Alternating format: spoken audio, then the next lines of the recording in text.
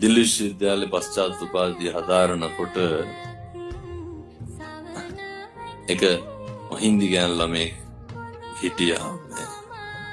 මේ කියනවා මේ සේරම පෙරලාගෙන පන්තියට ආවා 9 මාට්ටේද මේ මිත්තා මම හුවා මොකද ඔය කලබලේ කියලා.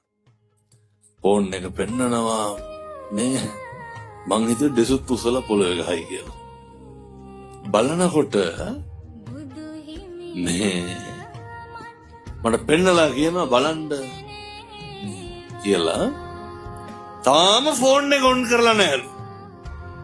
කවුද? ඉකෙල්ල යාළුවා ඉන්න කොල්ලා. තාම ෆෝන් එක ඔන් කරලා නැද්ද?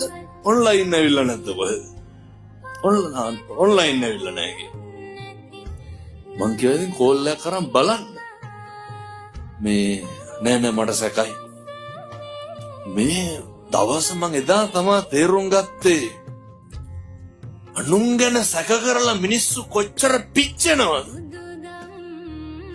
මොකටද පින්නතුනේ අනුන් ගැන සැක කරලා අපි පිච්චෙන්නේ?